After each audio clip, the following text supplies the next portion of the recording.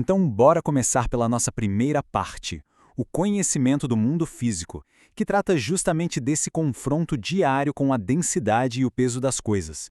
Para começar a entender de verdade o que a gente está analisando, precisamos definir essa base. A casa 2 representa o confronto de um indivíduo com tudo aquilo que está em volta dele. Mas a grande sacada aqui é a seguinte: não é o corpo vivido como uma imagem que a gente vê no espelho. Não é visual. É o corpo experimentado estritamente através da densidade, do peso, da força e da tensão. É aquele reconhecimento super palpável de que, bom, nós e as coisas ocupamos um espaço que é delimitado e real. E o que isso significa na prática? Significa que a gente está falando inteiramente do processamento de dados físicos brutos. Formas exatas, cores, cheiros, sons, pesos, tamanhos, texturas e sabores. É a experiência 100% concreta do ambiente, ou seja, não tem espaço nenhum para abstração aqui, pessoal. Essa análise foca na resposta estritamente sensorial aos dados que são incontestáveis nesse mundo real e imediato que a gente vive. Entendido esse ponto de partida, vamos avançar para a segunda parte, Sol e Júpiter e a certeza material. Existem dinâmicas bem diferentes para processar essa realidade pesada.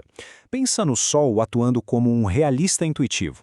É uma inteligência que contempla, descreve e simplesmente se adapta ao estado estático das coisas.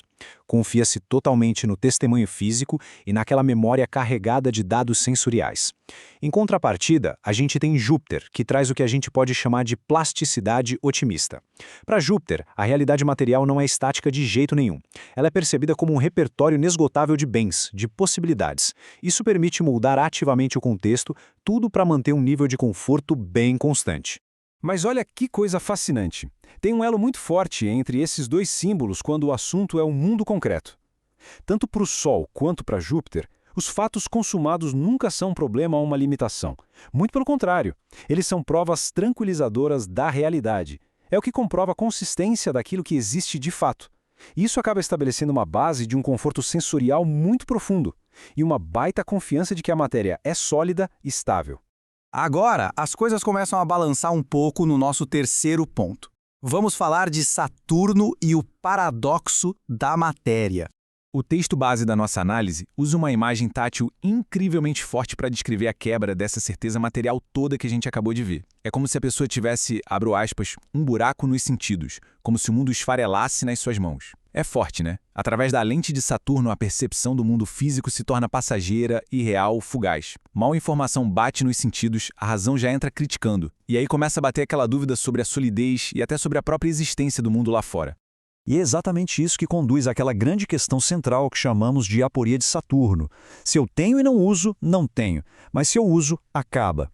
Olha como isso resume brilhantemente a natureza paradoxal da matéria.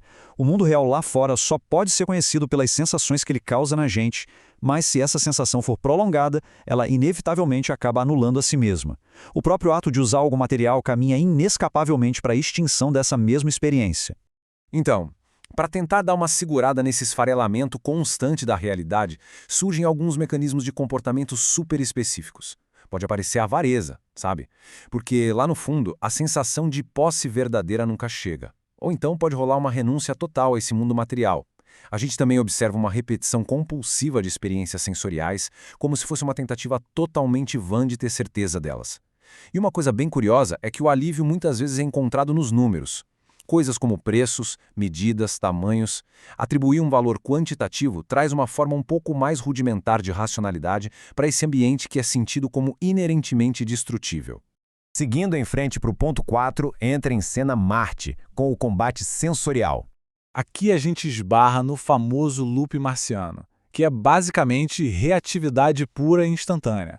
A coisa toda funciona em 3 passos simples. Passo 1, bate aquela percepção muito rápida de qualquer desconforto físico ou qualquer ameaça ao bem-estar.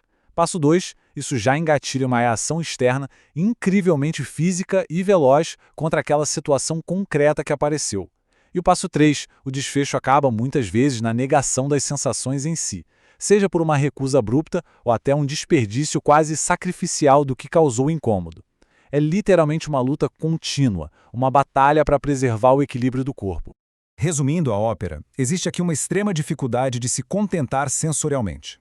O perfil de Marte entra num combate incessante contra tudo que foge da estética, tudo que é feio, incômodo ou inadequado ali no ambiente.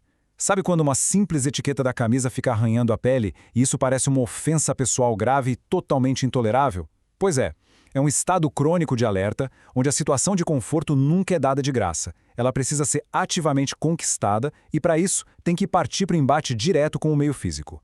Passando agora para o nosso quinto ponto, vamos falar de Vênus, da Lua e dos famosos filtros afetivos. Com Vênus, quem assume o controle de tudo é a imaginação harmônica. É aquela capacidade absurda de ir na memória e guardar lá só os dados sensíveis que foram agradáveis, meio que apagando o resto, tudo para otimizar o dia a dia e manter as sensações sempre lá em cima. Já a Lua vai por outro caminho, o do apego hipersensível. O mundo físico e as coisas ao redor são encarados diretamente como se fossem extensões da própria pessoa. Sobre a ótica lunar, o bem-estar físico funciona como uma procuração direta e super imediata para garantir a segurança psicológica de quem sente. Mas agora, pensa o seguinte, o que acontece quando esse filtro harmônico de Vênus falha? Principalmente num estado depressivo. A distinção entre o que está dentro e o que está fora da pessoa simplesmente evapora. Aquela tristeza interior esvazia as imagens felizes da memória e deturpa de imediato a percepção do mundo concreto. Esse processo transforma o próprio ambiente físico, aqueles cenários de todo dia, numa sensação super nítida e generalizada de feiura. O filtro emocional, quando está abalado, colore de forma absoluta toda a experiência material ao redor. E na mesma moeda, a estabilidade, se a gente olhar pela lente da Lua, é totalmente oscilante e subjetiva. A percepção do que é felicidade tem uma cara muito material que sempre se traduz naquele conforto imediato. Só que ela depende, de um jeito bem passivo, que as necessidades daquele exato momento sejam atendidas. O afeto está tão ancorado na nossa biologia básica, mas tão ancorado, que o humor altera drasticamente por conta de coisas muito mundanas, tipo dormir mal ou pular o almoço. Sabe aquele clássico mau humor de quando a gente está com fome? Aqui isso é levado a um princípio existencial formador da própria realidade. E assim chegamos ao nosso sexto e último ponto de hoje, a síntese do equilíbrio. Olhando para nossa tabela de síntese, fica muito claro como existem caminhos super distintos para lidar com o peso desse mundo material. O Sol, como vimos, pega a realidade corporal consolidada e confia de olhos fechados nesse modelo intuitivo. Júpiter não se contenta só com o que está lá, ele impõe o seu poder de expansão para moldar o cenário a seu favor. Saturno é empurrado pela dúvida e precisa usar a racionalidade crítica para juntar os pedaços de um equilíbrio que ele sente que se rompeu. Marte é pura reatividade, atacando na velocidade da luz qualquer coisinha que tire o seu conforto. Vênus usa ativamente o poder da imaginação para forçar a barra da harmonia no ambiente. E a Lua tem toda a sua motivação vital completamente amarrada às menores oscilações do seu próprio bem-estar sensorial. A grande lição que fica dessa explicação super aprofundada é que a realidade, ela nunca é experimentada de forma puramente neutra. O peso das coisas, as formas, as cores do nosso mundo não passam de reflexos dessa lente simbólica através da qual a matéria é tateada, cheirada e sentida por cada consciência individual. Então fica aqui a nossa provocação para fechar esse conteúdo. Qual é a lente que no fim das contas está moldando a percepção exata do chão que você pisa? Fica a reflexão. Um abraço a todos e até a próxima análise.